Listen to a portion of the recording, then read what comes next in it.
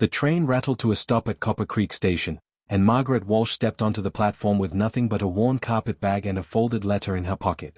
The Wyoming wind hit her face like a slap, carrying dust and the smell of cattle. She pulled her shawl tighter and scanned the crowd for a man she'd never met. Samuel Brennan. Her future husband.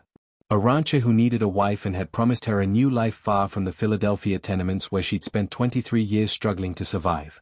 The platform emptied quickly. Families reunited with tears and laughter. Cowboys loaded supplies onto wagons.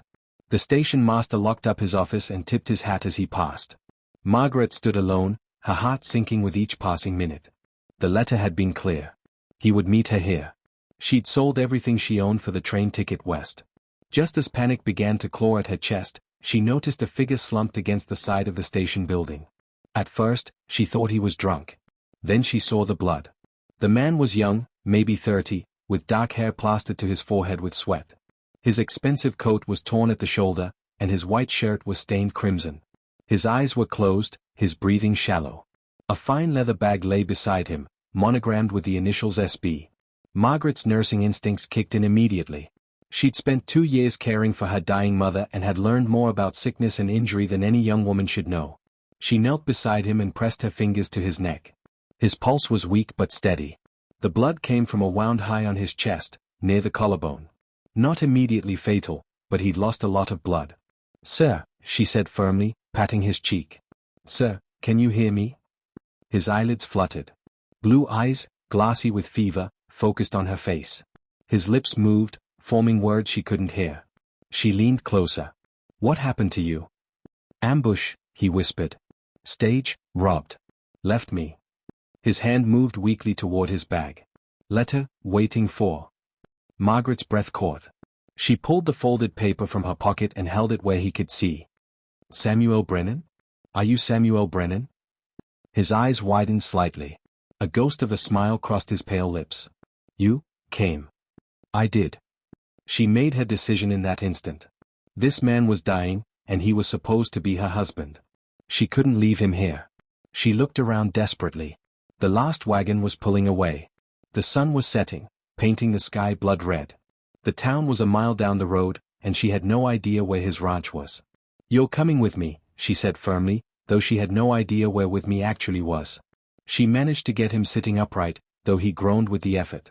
His bag revealed a wallet thick with bills and a set of keys. She also found a second letter, this one addressed to him from a lawyer in town. The return address gave her hope. There had to be someone there who could help. Getting him to his feet was harder. He was tall and solid, and the wound had weakened him terribly. She wedged herself under his good shoulder and half-carried, half-dragged him toward the road. His boots scraped in the dust. His weight nearly pulled her down twice. "What's your name?" he managed between labored breaths. "Margaret. Margaret Walsh." "Margaret." He said it like a prayer. "I'm sorry. This wasn't how I wanted to meet you." "Hush now. Save your strength." She adjusted her grip and kept walking. The town lights glimmered in the distance. Each step felt like a mile. His blood soaked through her dress where he leaned against her. She could feel him fading with every moment, his weight becoming heavier as consciousness slipped away from him. But Margaret Walsh hadn't crossed a continent to watch her future die on a dusty Wyoming road. She'd survived poverty, loss, and desperation. She'd learned that when life knocked you down, you got back up and you kept moving forward. So she did. Margaret's arms burned with exhaustion by the time she reached the edge of town. Samuel had passed out completely, and she was essentially dragging his dead weight. Her dress was ruined with his blood and the dust from the road. Sweat ran down her back despite the cool evening air. She wanted to cry, to scream, to collapse right there in the street. But she didn't. The first building she reached was a saloon. Through the window, she could see men drinking and playing cards. She didn't have the luxury of propriety right now. She kicked the door open with her boot. The room went silent. 20 pairs of eyes turned to stare at the blood-covered woman holding up a dying man. "I need a doctor," she said, her voice steady despite her shaking legs.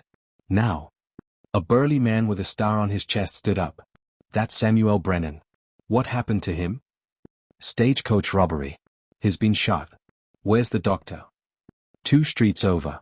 Yellow house with the black shutters." The sheriff was already moving toward her. "I'll help you get him there." Together, they carried Samuel through the darkening streets. People came out of their homes to stare. Margaret heard whispers. "That's the Brennan boy. Thought he was supposed to be meeting his mail-order bride today. Is he dead?" The doctor's house appeared like salvation. The sheriff pounded on the door until an older man with wire-rimmed glasses answered, already reaching for his medical bag when he saw Samuel. "Bring him in. Quickly." They laid Samuel on a table in the doctor's examination room. The doctor, who introduced himself as Dr. Harrison, immediately began cutting away the blood-soaked shirt. Margaret stood back, suddenly aware of how she must look. But when Dr. Harrison barked, "I need hot water and clean bandages," she moved without thinking. For the next 2 hours, she assisted the doctor. She boiled water, tore sheets into strips, held instruments, and kept pressure on wounds while he worked. Dr. Harrison extracted the bullet, which had lodged against Samuel's collarbone but miraculously missed major arteries. The wound was deep and would take time to heal, but Samuel would live. "He's a lucky man," Dr. Harrison said as he washed his hands. "Another inch to the right and he'd have bled out before you found him. You did well getting him here." Margaret sank into a chair, suddenly boneless with relief and exhaustion. "Will he be all right?" "With proper care, yes. He'll need to rest for several weeks. No exertion. The wound needs to be cleaned and dressed daily. He'll be weak from the blood loss."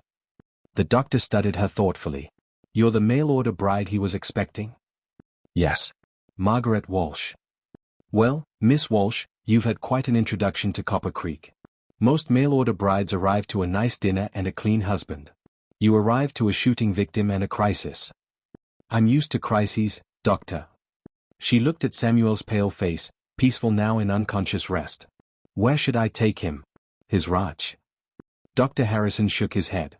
"The Brennan Ranch is 15 miles from here. He can't travel that distance in his condition. He'll need to stay here in town until he's stronger." "The hotel?" Margaret had counted the money in Samuel's wallet. There was enough, certainly. "The hotel's full. Cattle buyers in town for the auction." The doctor rubbed his chin thoughtfully. "There's a small house at the edge of town. Belongs to the church, usually used for visiting ministers. It's empty right now. I'm sure Reverend Thomas would allow you to use it temporarily, given the circumstances." Within an hour, arrangements were made. The sheriff brought Samuel's bag from the station. Dr. Harrison's wife, a kind woman named Eleanor, provided Margaret with a clean dress and helped her wash the blood from her hair. The Reverend opened up the small house and ensured it was stocked with basic supplies. They moved Samuel after midnight, transporting him carefully in the doctor's wagon. He drifted in and out of consciousness, murmuring words Margaret couldn't understand. She held his hand during the short journey, this stranger who was supposed to be her husband, this man whose life now depended on her care. The house was simple but clean. 1 bedroom, a small kitchen, a sitting room with a fireplace. Eleanor Harrison had laid a fire and left bread, eggs, and milk. Margaret and the doctor settled Samuel into the bed, propping him up slightly so his breathing would be easier. "I'll check on him tomorrow morning," Dr. Harrison promised. "Send for me immediately if his fever spikes or the bleeding starts again."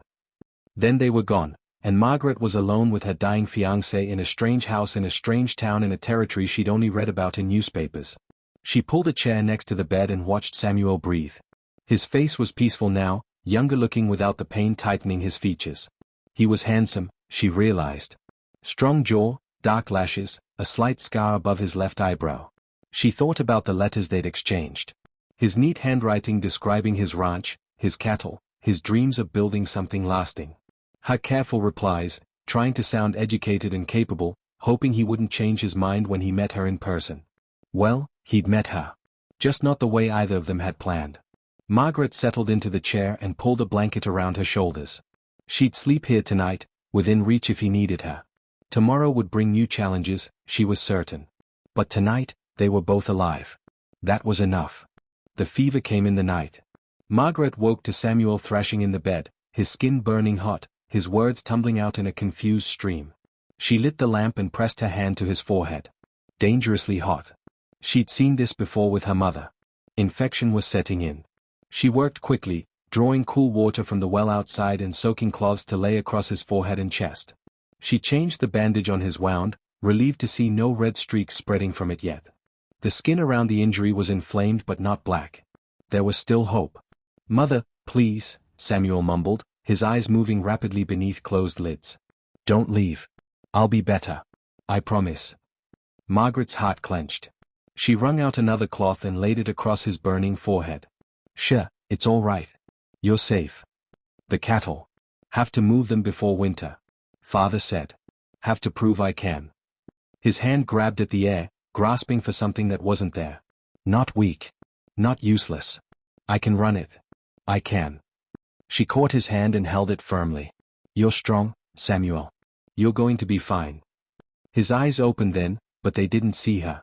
He was looking at something else, somewhere else. Thought I was dying on that road. Saw an angel. Red hair like fire. His fingers tightened around hers. Are you real? I'm real. I'm Margaret. Remember? From the letters. Margaret. He said the name like he was tasting it. You're really here. You came all this way for me. I did. And you're going to get better, do you hear me? You're going to get well because I didn't come all this way to be widowed before I'm even married. A ghost of a smile crossed his feverish face. Practical. I liked that in your letters. Then the fever pulled him under again, and he was back in his dreams, fighting battles she couldn't see. Margaret didn't sleep. She sat beside him through the long night, changing the cool cloths, spooning water between his lips when he was calm enough to swallow, talking to him in steady tones about everything and nothing. She told him about Philadelphia, about the cramped apartment where she'd lived with her mother and two younger sisters. She described the factory where she'd worked 12-hour days sewing shirts for pennies. She explained why she'd answered his advertisement, how the idea of wide open spaces and a home of her own had seemed like a dream she didn't dare hope for. I was afraid, you know, she admitted as dawn light began to seep through the window. Afraid you'd take one look at me and send me back. I'm not pretty like some girls. My hands are rough from work. I don't know fancy manners or how to run a big house. But I can work hard. I can be loyal. I thought maybe that would be enough. Samuel's fever broke just as the sun cleared the horizon. The change was sudden. One moment he was burning hot, the next his skin was drenched in sweat and cooling rapidly. His breathing evened out. The lines of pain eased from his face. Margaret slumped forward, pressing her forehead against their joined hands. Relief flooded through her so intensely it hurt. Dr. Harrison arrived an hour later with his wife. Eleanor brought fresh bread and a pot of stew. The doctor examined Samuel thoroughly and declared him past the worst of it. The fever breaking is a good sign. Keep him rested and fed. Broth at first, then soft foods as his appetite returns. Change the bandage twice daily. Dr. Harrison gave Margaret an approving look. You did well, Miss Walsh. Not many young women could have managed what you did last night. I did what needed doing. That's a good quality in a rancher's wife. He packed up his bag. Samuel Brennan is a good man. Lost his parents 3 years ago to influenza. Been running that ranch alone since then. Works himself half to death trying to prove he can handle it. Stubborn as they come. You'll have your hands full with him. After they left, Margaret sat beside Samuel's bed with a cup of tea, watching him sleep naturally now instead of thrashing in fever dreams. She thought about what lay ahead. Marriage to this man she barely knew. Life on a ranch she'd never seen. A future completely different from anything she'd imagined growing up in the city. Samuel's eyes opened slowly. This time they were clear, focused. They found her face and stayed there. You're real, he said, his voice rough but rational. I'm real. I wasn't sure. Thought maybe I dreamed you. He tried to sit up and winced, falling back against the pillows. Don't move. You're still healing. She set down her tea and poured him water. How much do you remember? Stagecoach stopped. Men with bandanas. Guns. They took everything valuable and shot the driver. Shot me when I tried to help him. His jaw tightened. I crawled to the station. Thought I'd die there. Then you came. I was supposed to meet you. You were supposed to meet me. I know. I'm sorry. He looked at her properly then, taking in her tired eyes, her hastily pinned hair, the borrowed dress. You saved my life, Margaret. I didn't come all this way to let you die at a train station. He laughed, then winced and pressed his hand to his wounded shoulder. Practical to the end. I remember that from your letters. His expression grew serious. This isn't what I promised you. This isn't the life I described. If you want to leave, take money from my bag. I'll pay your passage back to Philadelphia. No hard feelings. Margaret stood up and moved to the window. Outside, The morning sun was turning the dusty street golden. She could see the mountains in the distance, snow-capped and massive. Everything here was bigger than Philadelphia. The sky, the land, the possibilities. I didn't come here for an easy life, she said without turning around. I came here for a different life. A better life. That's still what I want. Even after all this. She turned to face him. Especially after all this. We've already been through the worst together. Seems like everything else should be easier. Samuel studied her for a long moment. Then he held out his hand. Then I suppose we should start over. Hello, Margaret. I'm Samuel Brennan. Pleased to finally meet you. She crossed to the bed and took his hand. Pleased to meet you too, Samuel. Now drink your water and rest. You've got a ranch to get back to, and I've got a lot to learn about being a rancher's wife. The next 2 weeks passed in a rhythm that became strangely comfortable. Margaret woke at dawn to change Samuel's bandages and prepare breakfast. Dr. Harrison came by each morning to check on his patient. Eleanor Harrison stopped by most afternoons with food and supplies, staying to chat and teach Margaret things about the town and territory that might prove useful. Samuel proved to be a difficult patient. By the third day, he was trying to get out of bed despite doctor's orders. Margaret caught him halfway to the door, swaying on his feet. What do you think you're doing? She demanded, wedging herself under his good arm and guiding him back to bed. Need to send word to the ranch. My foreman, Jack, he'll be worried. Needs to know I'm all right. The sheriff already sent word. Your foreman came into town yesterday. The doctor told him you were recovering. Everything's being handled. Samuel sat heavily on the edge of the bed, frustration clear on his face. I should be there. We're moving cattle to winter pasture. The fence line on the north section needs repair before the first snow. The barn roof. The barn roof will still need fixing whether you worry about it now or in 2 weeks, Margaret interrupted firmly. Right now, your job is to heal. That's all. He looked up at her, and something shifted in his expression. You're not afraid to speak your mind, are you? Would you prefer I lie to you? No. A slow smile spread across his face. No, I wouldn't. As the days passed, they began to truly talk. Not the careful, formal conversation of their letters, but real talk. Samuel told her about growing up on the ranch, about his father teaching him to rope and ride, about his mother's flower garden that still bloomed wild every summer.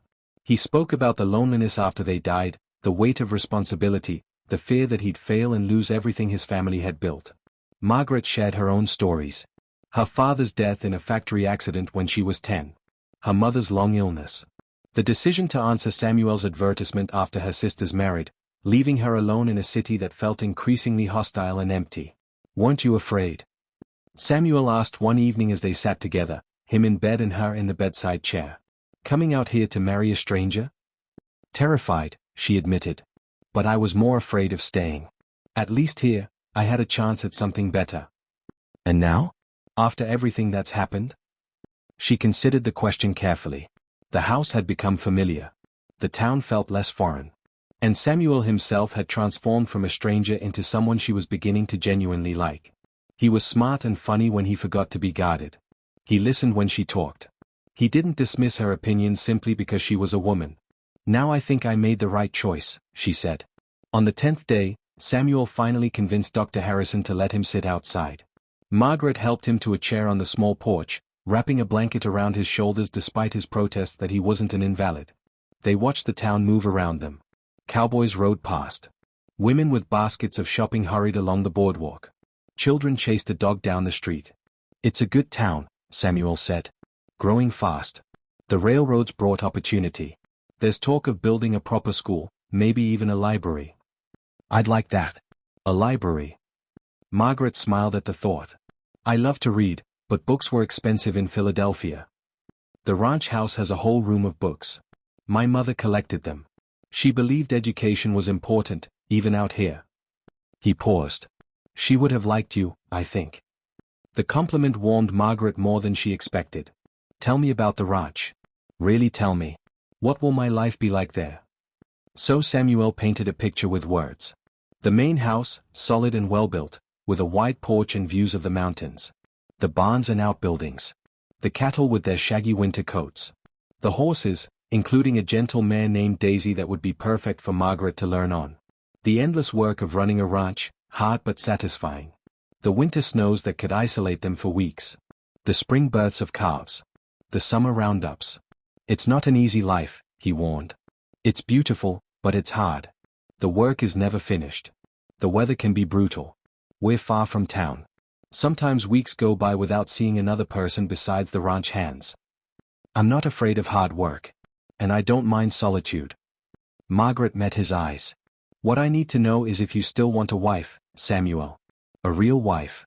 Not just someone to cook and clean, but a partner. That's what I advertised for. That's what I want. He reached across the space between them and took her hand. I want someone to build a life with. Someone to talk to at the end of a long day. Someone who'll tell me when I'm being stubborn or foolish. Someone who'll stand beside me, not behind me. Then I think we might suit each other just fine. There's something you should know, though. Samuel's expression grew serious. The men who robbed that stagecoach, they're still out there. The sheriff's been investigating. There have been 3 robberies in the past month, all following the same pattern. They're getting bolder. A chill ran down Margaret's spine. Are we in danger?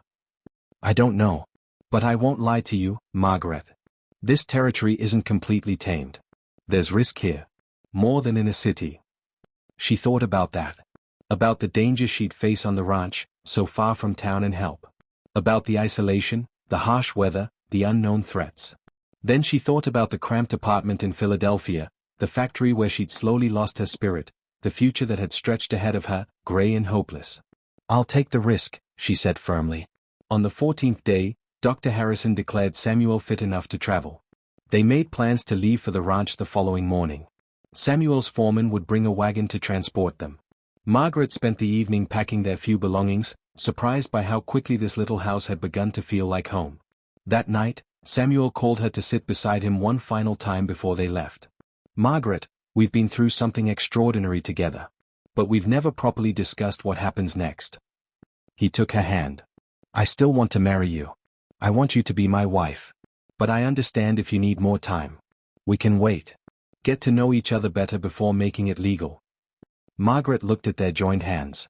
2 weeks ago, she'd been a stranger stepping off a train. Now she was holding the hand of a man she'd nursed back from the edge of death, a man who made her laugh, who listened to her, who treated her like an equal. It wasn't the romantic courtship young girls dreamed about. But it was real. It was solid. It was a foundation they could build on. I don't need more time, she said. I came here to marry you, Samuel Brennan. Let's not wait any longer. His smile was like sunrise. Then we'll speak to the Reverend tomorrow before we leave. We'll be married before we go home. Home. The word settled over Margaret like a blessing. Tomorrow she would marry a man she barely knew but was already coming to care for. Tomorrow she would begin her new life. And for the first time in years, she felt not fear, but hope. Reverend Thomas married them in the little church at dawn. It was a simple ceremony, with Dr. Harrison and Eleanor as witnesses, the sheriff standing in the back with his hat in his hands. Margaret wore the best dress Eleanor could lend her, pale blue with lace at the collar. Samuel stood beside her in a clean shirt, his arm still in a sling but his eyes clear and steady. Do you, Samuel Brennan, take this woman to be your lawfully wedded wife? I do. And do you, Margaret Walsh, take this man to be your lawfully wedded husband? Margaret looked at Samuel, at the scar on his forehead, the lines around his eyes that spoke of hard work and harder losses, the strong jaw, the gentle smile. She thought about the journey that had brought her here, all the fear and hope and desperate courage it had taken to board that train west. I do. The ring Samuel slipped onto her finger had belonged to his mother. Gold, worn smooth with years of wear, warm from his pocket. It fit perfectly. I now pronounce you husband and wife. When Samuel kissed her, it was gentle and sweet and full of promise. Margaret felt something settle in her chest, a sense of rightness she hadn't expected. They signed the marriage certificate in the Reverend's office. Margaret Walsh became Margaret Brennan with a few strokes of a pen. It seemed impossible that such a monumental change could happen so quickly, so simply. Jack Wheeler, Samuel's foreman, arrived with the wagon as they left the church. He was a grizzled man in his 50s with kind eyes and weathered hands. He shook Margaret's hand with genuine warmth. Pleased to meet you, Mrs. Brennan. Heard you saved our boss's life. That makes you all right in my book. The journey to the ranch took 3 hours. They followed a rough road through increasingly wild country. Pine forests gave way to open grassland. Mountains loomed closer, their peaks sharp against the brilliant blue sky. Margaret had never seen so much space in her life. No buildings hemming her in, no crowds pressing close. Just endless sky and rolling land and the possibility of anything. Samuel sat beside her in the wagon bed, pointing out landmarks. The creek where they watered cattle in summer. The line of cottonwood trees marking the northern boundary of Brennan land. The rocky outcrop where mountain lions sometimes denned, giving it a wide berth. His voice was full of pride and love for this place, and Margaret found herself eager to see it through his eyes. The ranch came into view just before noon. The house was exactly as Samuel had described it. 2 stories, solid timber construction, with a wide porch wrapping around 3 sides. Smoke curled from the stone chimney. Corrals held horses that lifted their heads curiously as the wagon approached. Beyond the main buildings, cattle dotted the grassland like brown and white stones. "It's beautiful," Margaret breathed. Samuel's hand found hers. "It's home." 3 ranch hands came out to greet them, curious eyes studying the new bride. Samuel introduced them one by one. Tom, young and eager. Pete, quiet and steady. And Carlos, who spoke with a Spanish accent and grinned widely when he shook Margaret's hand. "Welcome, Senora Brennan. We have prepared the house for you." Inside, the ranch house was clean but clearly lacking a woman's touch. Functional furniture, bare walls, dust in corners that men living alone didn't think to clean. But the bones were good. Wide rooms with high ceilings.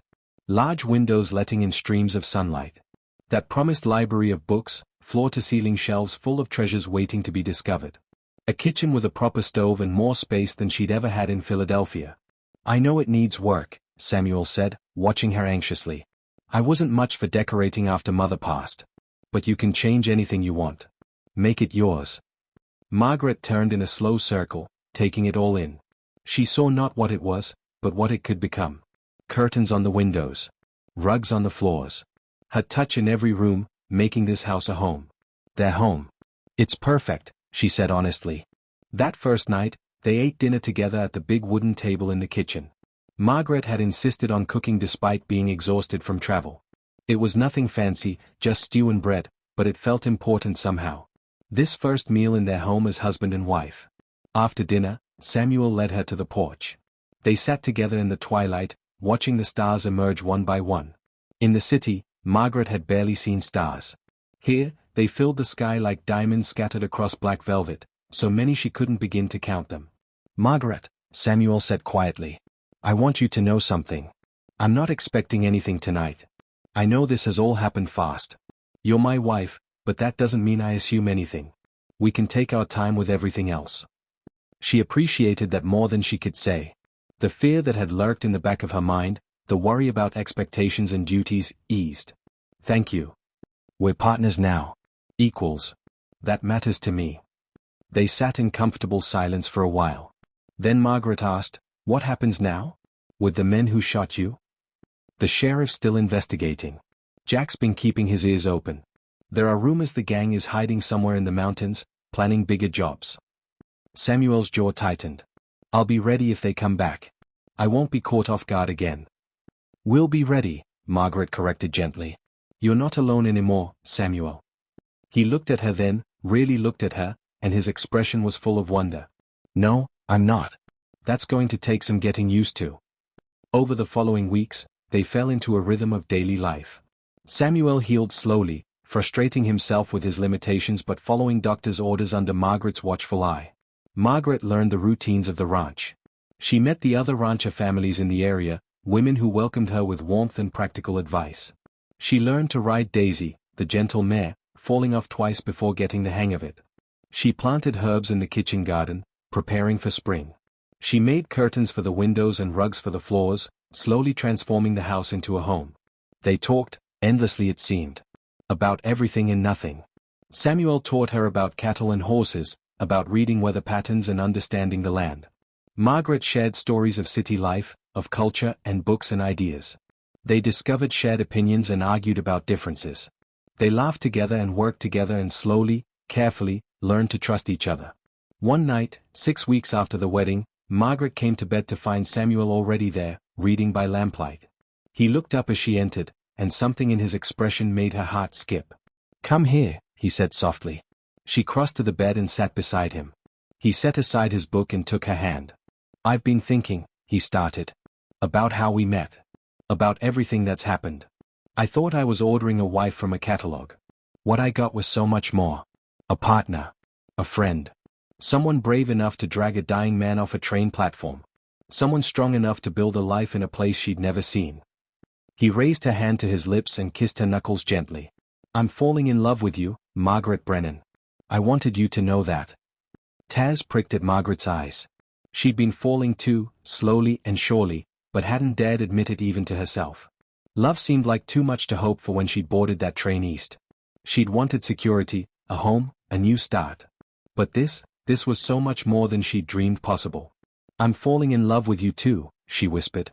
When he kissed her, it was different from the simple kiss at their wedding. This was deeper, full of promise and desire and the beginning of something beautiful. Margaret kissed him back, letting herself fall into it, into him, into this new life she'd claimed with both hands. Outside, the wind howled across the prairie. Snow was coming soon, they could smell it in the air. Winter would be hard, locked in by weather, isolated from town.